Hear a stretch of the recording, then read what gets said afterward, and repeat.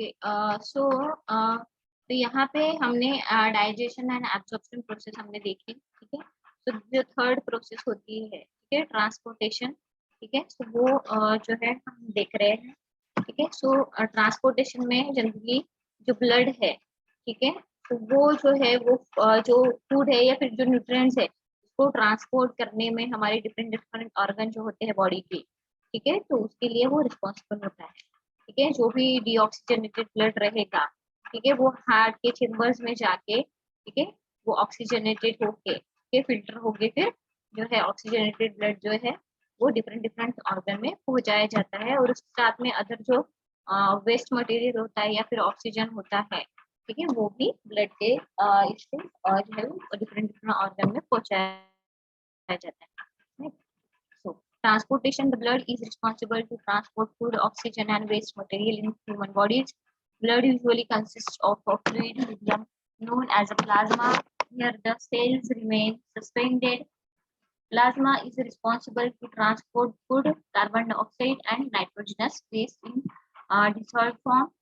ठीक है, तो जो प्लाज्मा होता है, ठीक है, तो जो जनरली ब्लड में होता है, ठीक है, तो वहाँ पे जो प्लाज्मा जो हम कहते हैं कि वो जनरली जो भी फूड है, ठीक है, उसके लिए रिस्पॉन्सिबल होता है। जो कार्बन डाइऑक्साइड होता है, नाइट्रोजनस वेस्ट होता है, ठीक है, जनरली उसमें प्लाज्मा में डिसॉल्व होता है, right. So however, oxygen is carried by the red blood cells. Many other substances such as salts are also transported by the blood. ठीक है, तो जैसे ब्लड जो है, ठीक है, उसके थ्रू जैसे जो भी अदर न्यूट्रिएंट्स हैं, ठीक है, जब डाइजेशन प्रोसेस होने के बाद वो एब्जॉर्प्शन प्रोसेस होती है और फिर वो न्यूट्रिएंट्स को ट्रांसपोर्ट होने लगते हैं जहाँ उनकी स्टोरेज यानी स्टोर करना है उसको, जहाँ उसकी नीड है, राइट।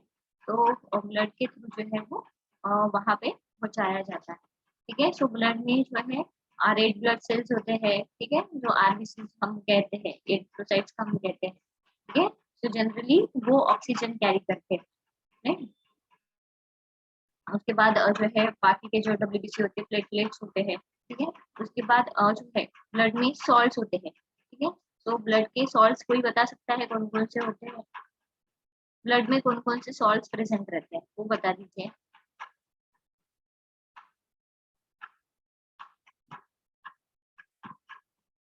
बताइए, ब्लड में कौन कौन से सॉल्ट्स रहते हैं? अरे सोडियम, सोडियम, हाँ सोडियम, पोटेशियम। वही तो चेताली ने बताया ना, राइट। हाँ, सो सोडियम पोटेशियम, इसलिए तो हम ब्लड लेवल चेक करते हैं, सोडियम पोटेशियम, राइट। वही जिनकी वजह से अगर उनके लेवल्स वगैरह बढ़ गए, ठीक है, तो सोडियम का लेवल अगर बढ़ गया, ठीक है, तो हाइपरटेंशन की कंडीशन हम वहाँ पे देख सकते हैं, राइट। तो इसलिए जैसे और सोडियम जो है स्वेट के थ्रू भी बाहर निकलता है, ठीक है। उसके बाद में यूरिन के थ्रू भी बाहर निकलता है। अगर एक्सेस में होता है तो वेस्ट अगर हो गया वो, ठीक है, एक्सेस में, क्योंकि बॉडी की नीड जितनी है उतनी ही बॉडी कैरी कर पाती है, ठीक है। और बाकी का जो वेस्ट प्रोडक्ट है वो यूरिनेशन के थ्रू जो है वो बाहर निकल आता है, ठीक है। तो इस तरह से, तो सोडियम हो गया, सोडियम क्लोराइड हो गया, पोटेशियम हो गया, सर्दी सॉल्ट्स, ठीक है, ब्लड सॉल्ट्स। उसके बाद में तो जो ट्रांसपोर्टेशन प्रोसेस है, ठीक है, अक्रॉस सेल मेम्ब्रेन, जो सेल मेम्ब्रेन रहेगा, ठीक है, उसके थ्रू जो प्रोसेस है ट्रांसपोर्टेशन की वो किस तरह से होगी, ठीक है। सो जैसे मैंने पहले भी कहा था कि जो जैसे जो न्यूट्रिएंट्स है, ठीक है, तो वो जैसे विलायक में एब्जॉर्ब होने लगते हैं, ठीक है, जो कैपिलरीज में जो है उतरने लगते हैं और कैपिलरीज के थ्रू ब्लड में एंटर होने लगते हैं, ठीक है। वो सिंपल डिफ्यूजन के कारण होता है, राइट। वहाँ पे जो न्यूट्रिएंट्स है, ठीक है, उनके जो भी कंपोनेंट्स रहेंगे, ठीक है, कैल्शियम सोडियम जो भी कंपोनेंट्स रहेंगे, ठीक है, तो वो वहाँ पे एब्जॉर्ब होने लगेंगे, right.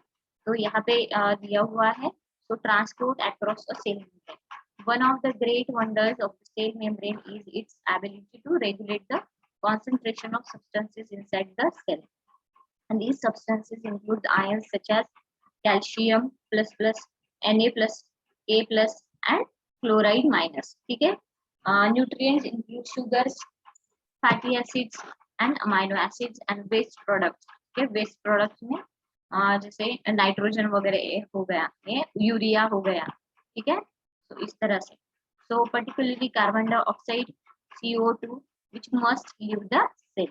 The membrane's lipid bilayer structure provides the first level of control. The phospholipids are tightly packed together, ठीक है। तो जो आपको पता है सेल का जो मेम्ब्रेन होता है, ठीक है, वो किससे बना होता है, ठीक है। फैट होता है, प्रोटीन होता है, ठीक है, और जो फॉस्फोलिपिड्स होते हैं, राइट। तो जैसे एलडीएल हो गया, ठीक है, उसके बाद सॉरी जो लिपोप्रोटीन्स होते हैं, एलडीएल, एचडीएल, बीएलडीएल, ठीक है। तो इससे जनरली जो लिपिड कंपाउंड्स है, कंपोनेंट्स है, उससे जनरली जो सेल मेम्ब्रेन है वो बना हुआ होता है, एज अ प्रोटेक्टिव कवरिंग करके वो होता है, ठीक है, ताकि सेल्स में कोई भी जो है एंटर ना हो सके, कोई भी कंपोनेंट एंटर ना हो सके, right. so the phospholipids are tightly packed together and the membrane has a hydrophobic interior, ठीक है। हाइड्रोफोबिक इंटीरियर वहां पे जो है वो वहां पे होता है, ठीक। So this structure causes the membrane to be selectively permeable, ठीक है। तो इसकी वजह से इस स्ट्रक्चर की यानी खासियत यही होती है कि वो एक सेमी परमिएबल या फिर परमिएबल जो है स्ट्रक्चर जो है वो वहां पे हम कह सकते हैं उसको। So a membrane that has selective permeability allows only substances meeting certain criteria to pass through it unaided. ऐसे ही substances अंदर जा सकते हैं जिनकी वहाँ पे नीड हो, ठीक है, आगे जाके जो है फर्दर प्रोसेस में वो काम में आ सके। ऐसे ही जो कंपोनेंट्स है हमारे सेल के अंदर एंटर होते हैं, ठीक है। जैसे अगर एग्जांपल लेते थे, जैसे एटीपी मॉलिक्यूल है, ठीक है, एडिनोसिन ट्राइफॉस्फेट मॉलिक्यूल, ठीक है। तो ये क्या करता है, एग्जांपल करके, यानी बहुत सारे ऐसे डिफरेंट मॉलिक्यूल्स है, राइट। एटीपी मॉलिक्यूल जब एंटर होता है सेल के अंदर, ठीक है, तो वो क्या करता है, एनर्जी मॉलिक्यूल जो है अपने साथ कैरी करता है, ठीक है। तो वहां पे यानी एनर्जी सेल से जो है वो ले जाके फिर दूसरे दूसरे ऑर्गन में पहुंचाता है, ठीक है। तो इस तरह से जो सेल में एनर्जी जहाँ बनती है माइटोकॉन्ड्रिया में, तो वहां से जो है एटीपी मॉलिक्यूल जो है एनर्जी जो निकाल के, ठीक है, डिफरेंट डिफरेंट ऑर्गन में जहाँ पे उसकी नीड है वहां पे पहुंचाता है, राइट। तो इस तरह के जो कुछ ही कंपोनेंट्स जो है वहां पे एंटर हो सकते हैं सेल में, जहाँ पे सेल में जिसका प्रोडक्शन होता है वो। So the membrane sorry membrane that has selective permeability allows only substances meeting certain criteria to pass through it unaided, ठीक। उसके बाद में जो है in the case of cell membrane only relatively small non-polar materials can move through the lipid bilayer। तो यहाँ पे मैंने बताया गया है कि जो नॉन पोलर, ठीक है, जो यहाँ पे जो लिपिड का जो स्ट्रक्चर होता है उसका जो मैंने हम टेल लाइक स्ट्रक्चर होता है, ठीक है, एक हेड लाइक स्ट्रक्चर होता है और एक टेल लाइक स्ट्रक्चर होता है, राइट। तो यहाँ पे जो नॉन पोलर साइड है, ठीक है, तो वो वहां पे जनरली इन्वॉल्व होती है, जो लिपिड टेल्स है, ठीक है, तो वो वहां पे मेम्ब्रेन में एंटर होती है। So so some examples of these are lipids, oxygen and carbon dioxide, gases and alcohol. However, water soluble materials like glucose, amino acids and electrolytes need some assistance to across the membrane because they are repelled by the hydrophobic tails of the phospholipid bilayer, ठीक है। तो जो phospholipid bilayer होती है उसका जो hydrophobic tell होता है, ठीक है, तो उसके थ्रू वो रिपेल करने लगती है। उसका एक ये दिखा देती हूँ मैं, एक मिनट।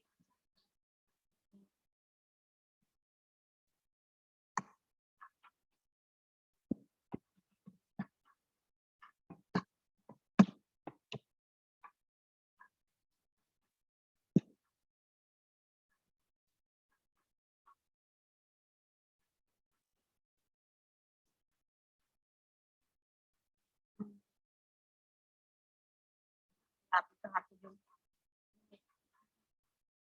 इमेज सेव करके रखी हूँ, अच्छा ठीक है, बाद में देखती हूँ।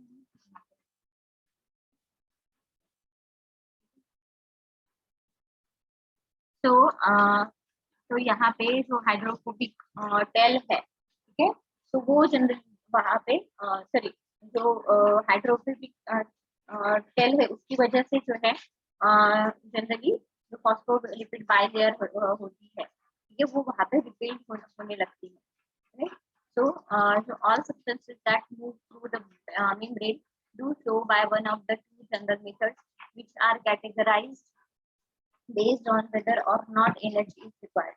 Passive transport is the movement of the substances across the membrane without the expenditure of cellular energy. In contrast, active transport is the movement of substances across the membrane using energy from adenosine triphosphate. Okay? तो यहाँ पे बोला गया है कि जो other substances है, ठीक है, तो वो एक दो जनरल मेथड से जनरली को मूव होने लगते हैं, ठीक है, तो वो जनरली एक तो एनर्जी जिसके लिए रिक्वायर होती है, ठीक है, ऐसे, ठीक है, उसके ट्रांसपोर्टेशन के लिए एनर्जी रिक्वायरमेंट होती है, और कुछ ऐसे होते हैं कि जिनके ट्रांसपोर्टेशन के लिए एनर्जी की रिक्वायरमेंट नहीं होती है, right? So passive transport is the movement of substances across the membrane without the expenditure of cellular energy. ठीक है, तो पैसिव ट्रांसपोर्ट में जनरली जो मूवमेंट होता है, जो भी सब्सटेंस होते हैं, ठीक है, जब सेल मेम्ब्रेन के थ्रू एंटर होते हैं, ठीक है, तो वहां पे उनके यानी उनकी मूवमेंट के लिए जनरली जो एनर्जी की, सेलुलर एनर्जी की जरूरत नहीं होती, ठीक है, और जो एक्टिव ट्रांसपोर्ट होता है, ठीक है, तो वहां पे जो है जब सब्सटेंसेस का मूवमेंट होता है सेल्स के अंदर, ठीक, तो वहां पे एडिनोसिन ट्राइफॉस्फेट जो होता है, ठीक है, उसके थ्रू जो है एनर्जी प्रोवाइड वहां पे होती है, ठीक है, तो एडिनोसिन ट्राइफॉस्फेट जो है, ठीक है, तो ये एटीपी, और जो मैंने पहले भी बोला है, ये एनर्जी कैरिंग मॉलिक्यूल सब्सटेंस होता है, ठीक है, तो इसके थ्रू जो है एनर्जी जो है वो पास ऑन होती है, ठीक है, तो इस तरह से के बाद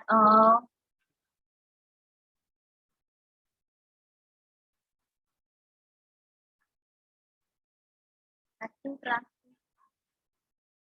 मैंने स्किप किया था। Okay, so passive transport, in order to understand how substances move passively across the cell membrane, it is necessary to understand concentration gradient and diffusion. Okay, a concentration gradient is the difference in concentration of substance across a space. Molecules or ions will spread, diffuse from where they are concentrated to where they are less concentrated.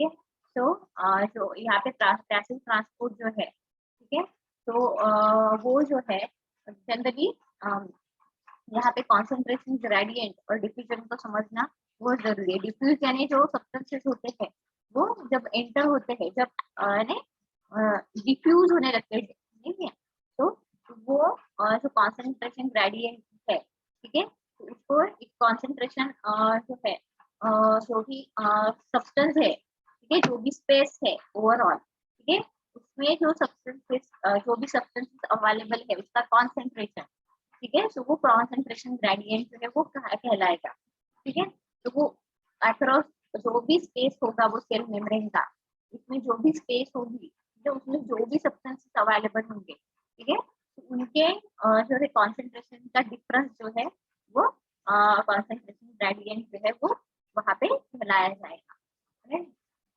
तो, उसके बाद में जो है यहाँ पे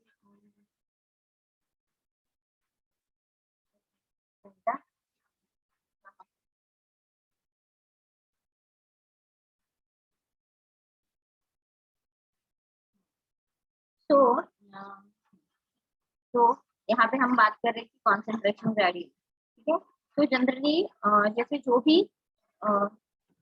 जो inner जो साइट है, ठीक है, इनर स्पेस है, ठीक है, तो वहाँ पे जो भी सब्सटेंसेस होंगे, ठीक है, एलिमेंट्स होंगे, ठीक है, तो वहाँ पे उनका कॉन्सेंट्रेशन जो है, ठीक है, यानी डिस्टेंस के हिसाब से वहाँ पे वो मेजर किया जाएगा, ठीक है, तो जनरली जो भी यानी दो रीजन पे जनरली वो डिफ्यूजन होता है, राइट? जहाँ पे एक तो जो सब्सटेंसेस का कॉन्सेंट्रेशन है, ठीक है, तो वो वहाँ पे डिफर होगा, और जो डिफ्यूजन की प्रोसेस है, ठीक है, तो जब तक कॉन्सेंट्रेशन जो है, ठीक है, जब तक वो इक्वल नहीं होता, ठीक है, तब तक वो डिफ्यूजन नहीं होता। ठीक है, इस तरह की दो सिचुएशन में जनरली हम देखते हैं कि जो डिफ्यूजन है वो होता है, तो उसको कॉन्सेंट्रेशन ग्रेडियंट जो है हम बोलेंगे। ठीक है, तो यानी हम कह सकते हैं कि यानी पर यूनिट के हिसाब से जो है जो भी सब्सटेंस होगा उसमें चेंज दिखाई देता है। ठीक है, जब भी वो सॉल्यूशन जो होता है वो डिस्टेंस के हिसाब से फिर वो चेंज दिखाई देते हैं, जैसे जैसे वो सब्सटेंसेस ऐड होते जाते हैं, राइट, डिफ्यूज होते जाते हैं, उस तरह से वो डिफरेंस वहाँ पे आते जाते हैं, और वो डिफरेंस जो है कॉन्सेंट्रेशन ग्रेडियंट जो है वो कहलाया जाता है, राइट। उसके बाद में जो है आगे दिया हुआ है, so 3 common types of passive transport include simple diffusion, osmosis and facilitated diffusion. So simple diffusion जो है, it is the movement of particles from an area of higher concentration to an area of lower concentration. ठीक है, so जो simple diffusion है, ठीक है, जहाँ पे जो यानी जो हायर कॉन्सेंट्रेशन से लेके, ठीक है, जहाँ पे लोअर कॉन्सेंट्रेशन का एरिया है, ठीक है, तो वहाँ पे जब जो पार्टिकल्स है, ठीक है, जब मूव होने लगते हैं, ठीक है, तो तब उसको सिंपल डिफ्यूजन कहा जाता है। ठीक है, यानी जो भी सॉल्यूशन है, ठीक है, तो ये जो ट्रांसपोर्टेशन प्रोसेस है उसके थ्रू जो है जो कॉन्सेंट्रेशन होगा सॉल्यूशन का वो इक्वलाइज होने लगेगा, राइट। तो यानी जो डिफ्यूजन है उसके प्रोसेस के थ्रू, ठीक है, यानी जब तक वो इक्विलिब्रियम तक पहुंच नहीं जाता, ठीक है, तब तक जो सब्सटेंसेस है, ठीक है, वो हायर कॉन्सेंट्रेशन से लेके लोअर कॉन्सेंट्रेशन तक जो है वो पहुंचने लगेगी। तो तो यहाँ पे जो हायर कॉन्सेंट्रेशन है लोअर कॉन्सेंट्रेशन बोला गया है, ठीक है, तो जो डिफ्यूजन होता है एक स्पॉन्टेनियस प्रोसेस होती है वहाँ पे, ठीक है, यानी जो भी सब्सटेंसेस होंगे हाई कॉन्सेंट्रेशन से लेके लो कॉन्सेंट्रेशन में वो एंटर करेंगे, मूव करेंगे, इस तरह से वो डिफ्यूजन की प्रोसेस होती है। यानी हाई कॉन्सेंट्रेशन या लो कॉन्सेंट्रेशन मीन जहाँ पे सोलूट यानी जो भी सब्सटेंसेस है, ठीक है, उसका रेट यानी वो कितने अमाउंट में है, जहाँ पे सबसे ज्यादा अमाउंट में सोल्यूट होंगे, ठीक है, तो हाई अमाउंट से लेके फिर लो अमाउंट तक वहां पे मूव करेंगे। समझ में आ रहा है, जहाँ पे ज्यादा होंगे कॉन्सेंट्रेशन वो वहां से लेके फिर कम तक जाएंगे, इस तरह से वो मूवमेंट होगा। ठीक है, तो उसको high concentration to low concentration बोला गया है। ठीक है, और वो सेमी पेर वो जो है जनरली जो भी स्पॉन्टेनियस मूवमेंट होगा जैसे वाटर है, ठीक है, तो वो सेमी परमेबल मेम्ब्रेन के थ्रू वही उसी तरह होगा लो, और वाटर का लो कॉन्सेंट्रेशन से हाई कॉन्सेंट्रेशन में होता है। ठीक है, तो इस तरह so it is the movement of particles from an area of higher concentration to an area of lower concentration. A couple of common examples will help to illustrate this concept. Imagine being inside a closed room bathroom. If a bottle of perfume were sprayed, the scent molecules would naturally diffuse from the spot where they left the bottles to all corners of the bathroom. यानी जो small bottle में जैसे आप देखते हो कि इतना सारा जो स्प्रे रहेगा, ठीक है, उसके मॉलिक्यूल्स कॉम्पैक्ट वे में जो है वो स्टोर रहेंगे। ठीक है, और जब आप स्प्रे करते हो तो एक एक सिंगल मॉलिक्यूल जो है, ठीक है, वो स्प्रेड होने लगता है, यानी जहाँ पे हाई कॉन्सेंट्रेशन था, ठीक है, आपने स्प्रे किया और फिर वो लो कॉन्सेंट्रेशन की तरफ जो है वो डिफ्यूज होने लगता है। इस तरह से वो प्रोसेस होती है, तो उसको हाई कॉन्सेंट्रेशन से लेकर लो कॉन्सेंट्रेशन में बोला जाता है, right. So and this diffusion would go on until no more concentration gradient. Another example is spoonful of sugar placed in a cup of tea. Eventually, the sugar will diffuse throughout the tea until no concentration gradient remains. Right? यानी higher concentration से लेके low फिर no concentration. Right? इस तरह से. So in both cases, if the room is warmer or the T hotter, diffusion occurs even faster as the molecules are bumping into each other and spreading out faster than at cooler temperature. यानी यहाँ पे जो है temperature जो है ठीक है वहाँ पे वार्म लगता है, इसलिए आपने देखा होगा कि हमारे बॉडी का भी टेम्परेचर जो है वो वार्म ही होता है, राइट? सो यानी कूल कंडीशन में भी हमारे बॉडी का टेम्परेचर वार्म ही होता है, राइट? तो यहाँ पे लिखा हुआ है, so eventually the sugar will diffuse throughout the tea until no concentration gradient remains. In both cases, if the bathroom is warmer or the tea hotter, diffusion occurs even faster as the molecules are bumping into each other and spreading out faster than at cooler temperature. Having an internal body temperature around 98.6 degrees Fahrenheit thus also aids in diffusion of particles within the body. तो इसलिए हमारे body का temperature जो है ठीक है internal body temperature वो 98 degree 6 Fahrenheit तक जो है वो होता है, ठीक है? इसकी वजह से जो पार्टिकल है ठीक है वो हमारे बॉडी के जो भी सेल मेम्ब्रेन है within the cell membrane वो डिफ्यूज होने लगते हैं। Whenever a substance exists in a greater concentration on one side of the semi-permeable membrane, such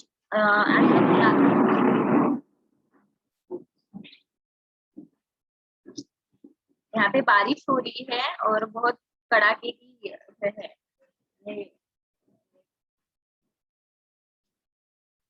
अगर थोड़ा नेटवर्क इशू हो जाए तो ये कर लेना, ठीक है? मुझे लग तो रहा है ऑफ करना चाहिए पर ठीक है थोड़ी देर वेट कर लेते हैं। So whenever a substance exists in greater concentration on one side of a semi-permeable membrane, such as the plasma membrane, any substance that can move down its concentration gradient across the membrane will do so. Consider substances that can easily diffuse through the lipid bilayer of the cell membrane, such as the gaseous, oxygen, and carbon dioxide.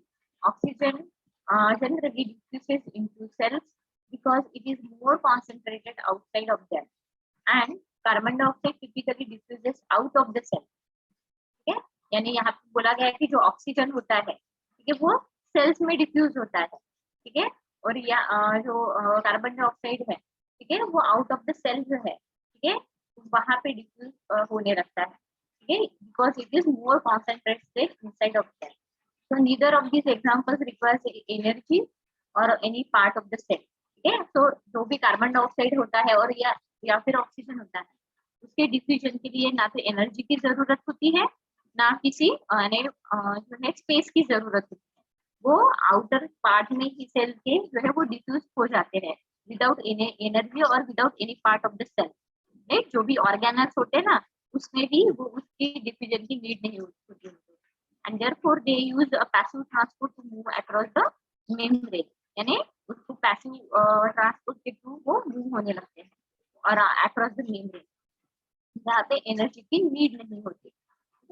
Before moving on, you need to review the gases that can diffuse across the cell membrane because cells rapidly use up oxygen during metabolism, right? तो जो metabolic process है तो वहाँ पे जो cell है ठीक है तो वहाँ पे ऑक्सीजन की नीड होती है, ठीक है? तभी तो जो है ऑक्सीजन का मॉलिक्यूल जो है जो सब्सटेंस में मिक्स होके फिर अदर जो प्रोडक्ट को जो है प्रोड्यूस करेगा, ठीक है? So there is a typically a lower concentration of oxygen inside the cell than outside. As a result, oxygen will diffuse from the interstitial fluid directly through the lipid bilayer of the membrane.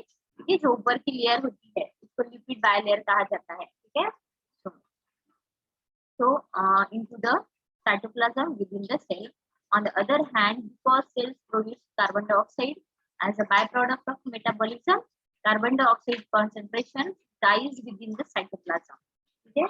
तो अगर आपने जो है chemistry में अगर पढ़ा होगा तो मेटाबॉलिक प्रोसेस होती है उसमें से कार्बन डाइऑक्साइड बाहर निकलता है एज अ बाय प्रोडक्ट, ठीक है? कहीं कहीं पे ऑक्सीजन भी जो है निकलता है, कहीं कहीं पे हाइड्रोजन आयन जो है वो भी निकल आते हैं, ठीक है? तो वो जो कॉन्सेंट्रेशन होता है ठीक है जितना वे में बाय प्रोडक्ट जो है कार्बन डाइऑक्साइड जो है एज अ बाय प्रोडक्ट को निकलेगा, ठीक है? वो जो भी साइटोप्लाज्म होगा ठीक है तो वहां पे जो है वो उसका कॉन्सेंट्रेशन वो बढ़ने लगेगा, ठीक है। So therefore carbon dioxide will move from the cell to the lipid bilayer and into the interstitial fluid where its concentration is lower. This mechanism of molecule spreading from where they are more concentrated to where they are less concentration is a form of passive transport called a simple diffusion. तो ये अगर आप देखोगे simple diffusion जो है across the cell membrane किस तरह से होता है, तो ये बीच का जो लेयर होता है लिपिड बाइलेयर जो प्लाज्मा मेम्ब्रेन हम कहते हैं, ठीक है, जो सेल का ऊपर का स्ट्रक्चर होता है वो, ठीक है, और जो बाहर ऊपर जो है वो एक्स्ट्रा सेलुलर फ्लूइड होता है, ठीक, और नीचे जो होता है साइटोप्लाज्म होता है फिर, और वहां पे फिर बाकी के जो भी ऑर्गेनल्स जो है वो प्रेजेंट रहते हैं, ठीक है। तो ये स्ट्रक्चर हो गया लिपिड बाइलेयर का, जहाँ पे जो स्मॉल नॉन पोलर सब्सटेंसेस है, ठीक है, जो भी एक्स्ट्रा सेलुलर फ्लूइड है, वहां पे जो भी स्मॉल नॉन पोलर सब्सटेंसेस रहेंगे, ठीक है, जैसे ऑक्सीजन है या फिर कार्बन डाइऑक्साइड है, ठीक है, तो वो सेल मेम्ब्रेन के थ्रू पास आउट होंगे, ठीक है। और आप देख रहे होंगे कि जैसे जैसे कॉन्सेंट्रेशन ग्रेडियंट जो है, ठीक है, वो कम हो रहा है, कि इस तरह से वो सिंपल डिफ्यूजन के साथ वो एंटर हो रहे हैं, ठीक है, और लास्ट में आपने देखा कि जो टाइम है, ठीक है, उसको ज्यादा लग रहा है, राइट। तो इस तरह से जो एक्स्ट्रा सेलुलर फ्लूइड में जो भी नॉन पोलर मॉलिक्यूल्स होंगे, कार्बन डाइऑक्साइड हो गया, ऑक्सीजन हो गया, ठीक है, तो उसके लिए एनर्जी की नीड नहीं होती, वो ऐसे ही सिंपल डिफ्यूजन के साथ जो है वो सेल मेम्ब्रेन में एंटर होते हैं, ठीक है। उसके बाद osmosis process, so it is the diffusion of water through a semi permeable membrane, ठीक है। ऑस्मोसिस प्रोसेस क्या है, तो यहाँ पे जो वाटर का डिफ्यूजन है वो सेमी परमेबल मेम्ब्रेन के थ्रू होना, ठीक है। तो जब water can move freely across cell membrane of all cells, जिसलिए एक्स्ट्रा सेलुलर फ्लूइड ये हम कहते हैं। So it is the diffusion of water through a semi-permeable membrane. Water can move freely across the cell membrane of all cells, either through protein channels or by slipping between the lipid cells of the membrane itself. However, it is a concentration of solutes within the water that determines whether or not water will be moving into the cell, out of the cell, or both. Okay, so वो अगर water में अगर बाकी के जो भी solutes है अगर उसका कॉन्सेंट्रेशन बढ़ गया, ठीक है, तो ऑब्वियस है उसकी डेंसिटी बढ़ेगी, राइट, और जो वाटर है, ठीक है, वो सेल के थ्रू वो मूव होगा या नहीं होगा, ठीक है, तो वो डिपेंड करेगा, राइट। तो इसलिए हम देखते हैं कि सपोज जैसे मसल वास्टिंग की कंडीशन में अगर बेस मटेरियल जो है अगर बॉडी में जैसे प्रोटीन वहाँ पे यानी डिप्लीट हो रहा होता है, तो नाइट्रोजन जो वेस्ट होता है वो सबसे ज्यादा अमाउंट में बाहर निकलता है, ठीक है, तो वो एक्स्ट्रा सेलुलर फ्लूइड में जो है वो जमा होने लगता है, तो वो कॉन्सेंट्रेशन जो है वो ज्यादा हाई होने लगता है। इसलिए जब भी हम सेल की अगर बात करते हैं तो जो फ्लूइड है वो वाटर जो है वो मूव नहीं हो पाता सेमी परमेबल में, क्योंकि कॉन्सेंट्रेशन इतना हाई होता है, ठीक है। इसलिए हमको फ्लूइड की रिक्वायरमेंट जो है वास्टिंग की कंडीशन में फ्लूइड एंड इलेक्ट्रोलाइट की जो नीड है, ठीक है, वो बढ़ने लगती है वहां, ठीक है। तो इस तरह से तो facilitated diffusion, so it is the diffusion process used for those substances that cannot cross the lipid bilayer, ठीक है। तो ये फैसिलिटेटेड डिफ्यूजन जो है, ठीक है, वो उन सब्सटेंसेस के लिए है जो जनरली जो भी लिपिड बाइलेयर है, ठीक है, उसको क्रॉस नहीं कर सकते बिकॉज ऑफ देयर शेप, ठीक है, या फिर पोलैरिटी जिसको हम बोलेंगे, ठीक है, पोलर है, बाइपोलर है, ठीक है, या फिर नॉन पोलर है, ठीक है, अकॉर्डिंग टू साइज जो है, ठीक है, तो वो यहाँ पे जो है मूव नहीं कर सकते, ठीक है, और यानी according to their size and polarity, ठीक है। तो पोलैरिटी मीन्स जो हम कहेंगे कि पोलर जो हम कहते हैं ना उसको, ठीक है, यानी एक मैग्नेटिक फील्ड रहती है, राइट, तो एक पोलर और बाइपोलर ऐसे रहते हैं, ठीक है, तो वो पोलैरिटी को ध्यान में रखते हुए, ठीक है, तो वो जो है उसकी वजह से यानी जो ऐसे जो मॉलिक्यूल्स होते हैं, ठीक है, तो वो उनका जो मूवमेंट होता है, राइट, वो सेमी परमेबल मेम्ब्रेन के थ्रू ना होते हुए फिर ऑपोजिट डायरेक्शन में होने लगता है, ठीक है। तो ऐसे क्योंकि उनके साइज की वजह से जो है, ठीक है, और वो पोलर यानी मैग्नेटिक फील्ड जो है वो उसकी डिफरेंट रहती है, तो इसकी वजह से, ठीक है। तो it is the diffusion process for those substances that can not cross lipid bilayer due to their size and polarity. So a common example of facilitated diffusion is the movement of glucose into the cell, where it is used to make ATP. Although glucose can be more concentrated outside of the cell, it cannot cross the lipid bilayer via simple diffusion because it is both large and polar. ठीक है। तो जो glucose molecule होता है, ठीक है, तो वो कॉन्सेंट्रेटेड भी हो सकता है, ठीक है, तो कभी कभी वो सेल में एंटर भी होता है, ठीक है, या फिर उसका कॉन्सेंट्रेशन अगर बढ़ गया, ठीक है, तो वो आउटसाइड सेल के आउटसाइड में ही रहता है, वो जो लिपिड बाइलेयर है उसको क्रॉस नहीं कर पाता, ठीक है, सिंपल डिफ्यूजन के थ्रू, ठीक है। क्योंकि एक तो जो साइज होता है वो लार्ज होता है उसका, ठीक है, और वो पोलर होता है, ठीक है, तो इसकी वजह से। तो अगर यहाँ पे जो है पोलर जो है वो दिया हुआ है, सो अगर पोलर का मीनिंग हम देखें, ठीक है, तो जैसे यानी यानी जो पोल्स होते हैं दो, ठीक है, तो वो जनरली वो अट्रैक्ट नहीं होते, ठीक है, यानी एक फिक्स्ड पॉइंट पे जो है, ठीक है, यानी एक मैग्नेटिक जो वेव होती है, ठीक है, तो वो पोल्स पे जनरली जो रीजन होते हैं पोल के, ठीक है, तो वो वहां पे एंटर नहीं हो पाते, ठीक है, तो इस तरह से यानी उसको हम कह सकते हैं कि इस तरह से, यानी जैसे जो सेपरेशन होता है जैसे इलेक्ट्रिक चार्ज का, राइट, तो वो जो मॉलिक्यूल्स होंगे, जो भी केमिकल ग्रुप होंगे, ठीक है, तो यानी जो भी इलेक्ट्रिकल जो मूवमेंट होगा वहां पे, ठीक है, तो वो आपको पता है ना, वो निगेटिवली चार्ज की तरफ भागते हैं और पॉजिटिवली चार्ज के लिए भागते हैं, राइट, इस तरह से, ठीक है, तो वो जो चार्ज एंड होंगे, ठीक है, तो वो उसको पोलर बॉन्ड्स कहेंगे हम, ठीक है, तो इसलिए जो हम कह सकते हैं कि मैम मतलब यहाँ पे सोडियम पोटेशियम पंप काम करेगा ना, न्यूट्रिएंट हाँ या जो राइट, भी फ्लूइड है।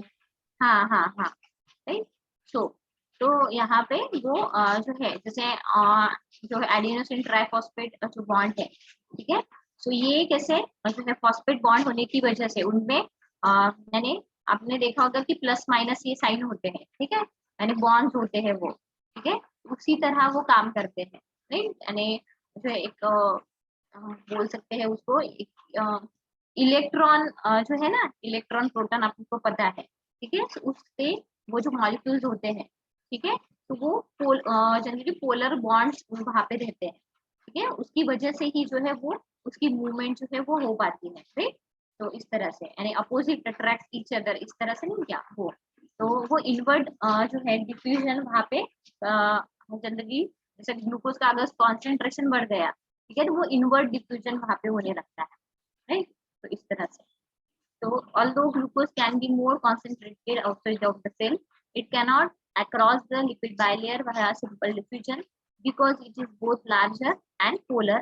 To resolve this, a specialized carrier point protein called the glucose transporter will transfer glucose molecule into the cell to facilitate its inward diffusion. ठीक है, तो इसके लिए जो है जो प्रोटीन है, ठीक है, तो वो वहां पे बाइंड होता है उसके साथ में, ठीक है, और फिर ग्लूकोज जो है, ठीक है, ग्लूकोप्रोटीन जिसको कहते हैं, ठीक है, तो वो फिर वहां पे बाइंड होके फिर उसको जो है मूवमेंट कराने में उसकी हेल्प करता है, ठीक है, जिसकी वजह से जो इनवर्ट डिफ्यूजन जो है वो वहां पे होने लगता है ग्लूकोज का, right, so there are many other solutes that must undergo facilitated diffusion to move into a cell, such as amino acids, or to move out of cell, such as waste. Because facilitated diffusion is a passive process, it does not require energy expenditure by the cell. ये इसके लिए energy requirement की जरूरत नहीं होती।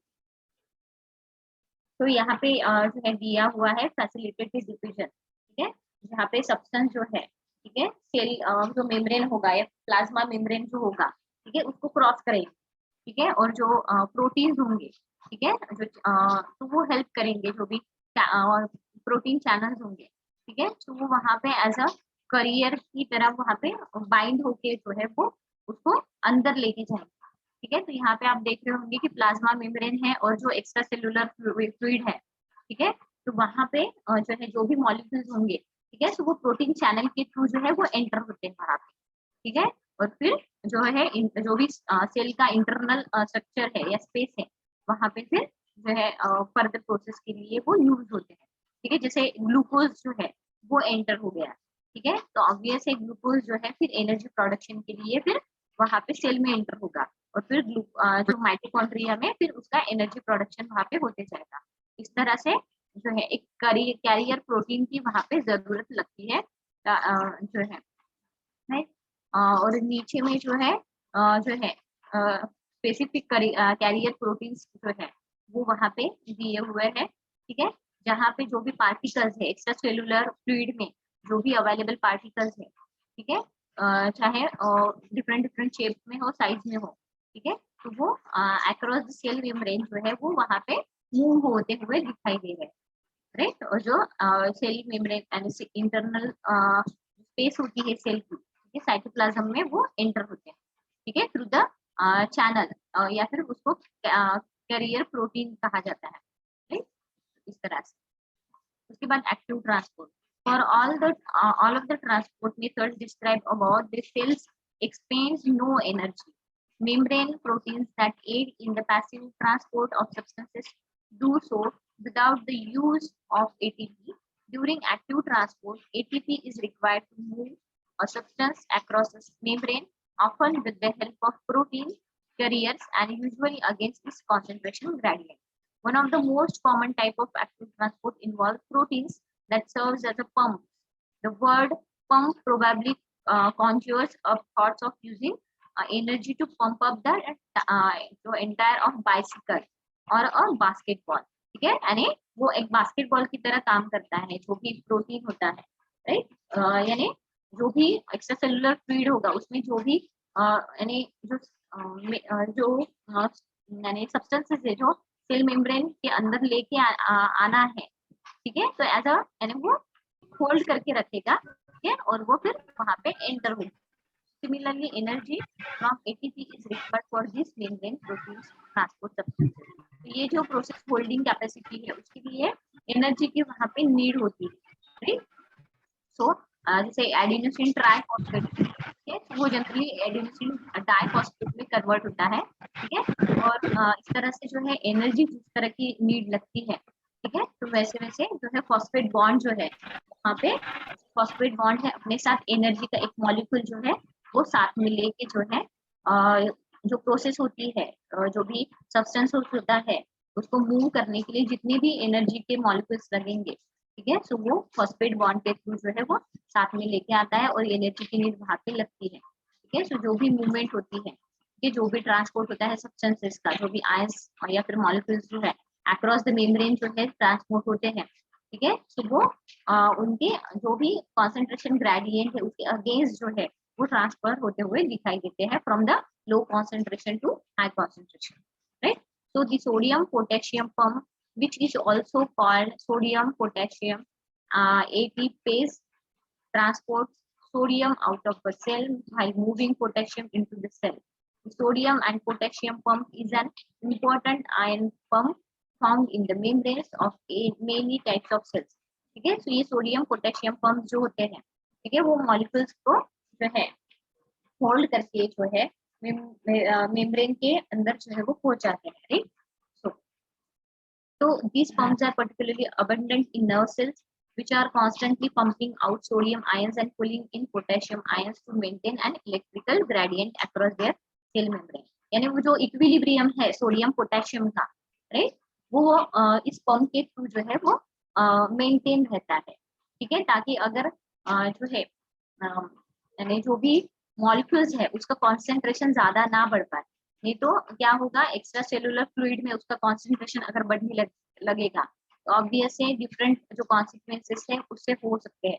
इसलिए जो equilibrium है वो मेंटेन करना बहुत जरूरी है, ठीक है। एक तो आप पोटेशियम ज्यादा नहीं कर सकते या फिर सोडियम, ठीक है, जो उनकी जो रेशियो है वो वहां पे मेंटेन होना बहुत जरूरी है, ठीक है। तो इसलिए आप देखते हो कि सोडियम से ज्यादा पोटेशियम की रिक्वायरमेंट हमारे बॉडी में सबसे ज्यादा होती है, ठीक है। उसका जो आयन कॉन्सेंट्रेशन है वो सबसे ज्यादा होता है, ठीक है। So the electrical gradient, sorry, for example the electrical gradient exist between the inside and the outside cell, with the inside being negatively charged at around -70 MV, ठीक है। तो ये इतना डिटेल में नहीं जाना, पर आपने स्टार्टिंग का लिखा वो भी चलेगा, ठीक है। सो the negative electrical gradient is maintained because each sodium and potassium pump moves three sodium ions out of the cell and 2 potassium ions into the cell for each ATP molecule, ठीक है। तो यहाँ पे पोटेशियम जो है, ठीक है, ion, ठीक है, तो वहां पे मूव हो रहा है ताकि जो एटीपी मॉलिक्यूल है, ठीक है, उसके लिए जो नीड है, ठीक है, सेल के अंदर, ठीक है, तो वो वहां पे लग सके, राइट। तो जनरली ये प्रोसेस जो है बहुत इंपॉर्टेंट होती है, जो भी नर्व सेल्स हैं, ठीक है, तो वहां पे सबसे ज्यादा जो एटीपी मॉलिक्यूल्स है, एनर्जी रिक्वायरमेंट है, ठीक है, वो नर्व सेल्स को ही लगती है प्रॉपर काम करने में, राइट। तो एनर्जी रिक्वायरमेंट एटीपी का यूज सबसे ज्यादा वहां पे ही होता है। तो ये आप देखोगे कि जो भी सोडियम का कॉन्सेंट्रेशन है, ठीक है, प्लस माइनस, ठीक है, और माइनस प्लस, ठीक है, ये जो लोअर कॉन्सेंट्रेशन से लेके हाई कॉन्सेंट्रेशन तक, ठीक है। सो ये जो प्लाज्मा मेम्ब्रेन है, ठीक है, सो जो एक्स्ट्रा सेलुलर स्पेस है, वहां पे सोडियम आयन जो है और पोटेशियम आयन दिए हुए हैं, ठीक है। तो वो पंप के थ्रू जो है, यानी जो भी जो भी सेल के अंदर जो भी मॉलिक्यूल्स है, ठीक है, सो वो एटीपी के साथ बाइंड होके जो है वहां से पंप हो रहे हैं, ठीक है, और एक्स्ट्रा सेलुलर स्पेस में जो है वो जा रहे हैं, ठीक है। और जो पोटेशियम जो है उसका जो भी मॉलिक्यूल्स है, सॉरी, जो भी सोल्यूट्स है पोटेशियम के, ठीक है, तो वो उसी पंप के थ्रू जो है वो एंटर हो रहे हैं, ठीक है। और उसमें से जो हम कह रहे हैं कि फॉस्फेट बॉन्ड के साथ जो है वो अटैच होके फिर आगे जाके जो है जो ट्राई फॉस्फेट बॉन्ड होता है, ठीक है, तो वो फिर डाई फॉस्फेट बॉन्ड में कन्वर्ट होता है, यानी वो डिवाइड होते जाता है, ठीक है, एक एक ऐसे मॉलिक्यूल जो है निकल आते हैं, राइट।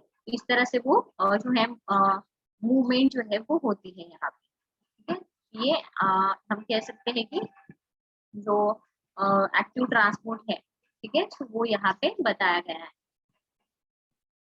कि ये जो आप देख रहे हो ऑरेंज कलर के, ये सोडियम के कॉन्सेंट्रेट, यानी यहाँ पे जो है पंप के थ्रू जो है, ठीक है, तो ये यहाँ पे जो मॉलिक्यूल्स है सोडियम के, ठीक है, तो ये यहाँ पे स्पेस पे प्लाज्मा मेम्ब्रेन में जहाँ पे जो है एनर्जी के साथ में वहां पे नीड होती है, ठीक है, और वो जो मेम्ब्रेन के थ्रू जो है वो पंप आउट होते हैं, ठीक है, और बाहर एक्स्ट्रा सेलुलर स्पेस में जो है वो फिर निकल आते हैं, ठीक है, जो भी एक्स्ट्रा सेलुलर फ्लूइड होगा, ठीक है, तो वहां पे फिर कॉन्सेंट्रेशन वहां पे जितनी नीड है, जो इक्विलिब्रियम सेट करना है बॉडी का, ठीक है, इंटरनली वो अपने आप ही सेट होता है, ठीक है, तो वो उसका कॉन्सेंट्रेशन जो है वो एक्स्ट्रा सेलुलर फ्लूइड में बढ़ने लगता है, right? इस तरह से।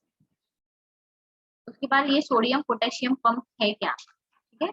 So the sodium potassium pump is found in many cells plasma membrane powered by ATP.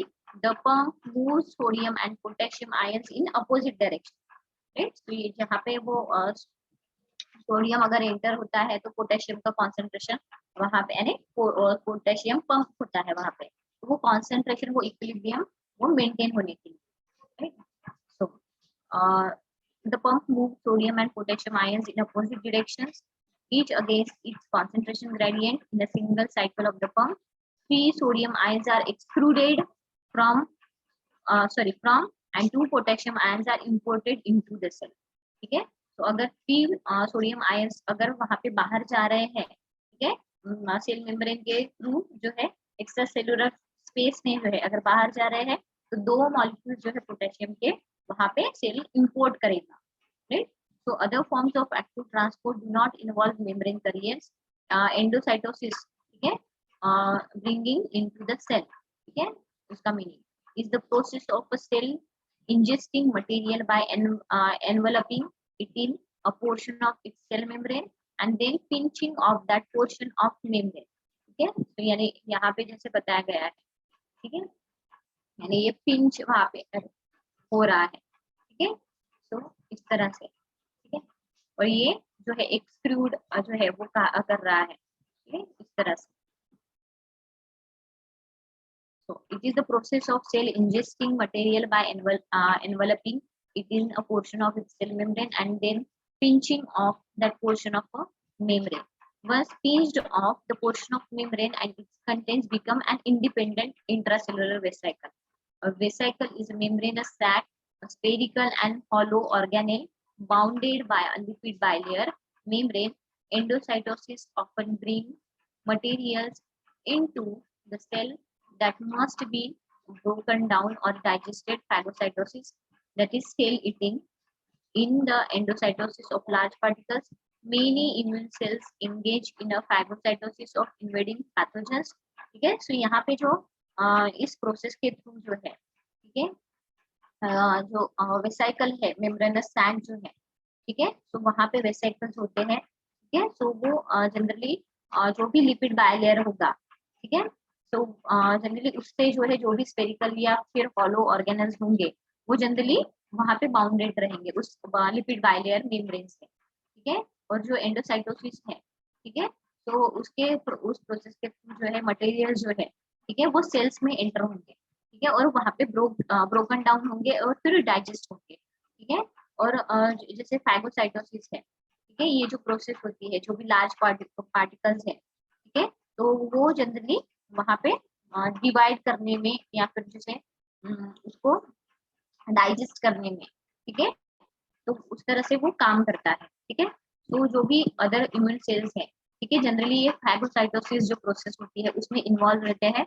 जहाँ पे जैसे कोई भी पैथोजेंस है, ठीक है, जब वो सेल्स के ऊपर अटैक करते हैं, ठीक है, तो उनको जो है इन्वेड करने का काम जो है, सॉरी, उनको स्कैवेंज करने का काम जनरली ये इम्यून सेल्स जनरली करते हैं, ठीक है, so like a little Pac-Man, their job is to patrol body tissues for unwanted matter such as invading bacterial cells, phagocytize them and digest them, ठीक है, यानी उनको सेल्स को यानी प्रोटेक्ट करने का काम जो है वो करते हैं, right?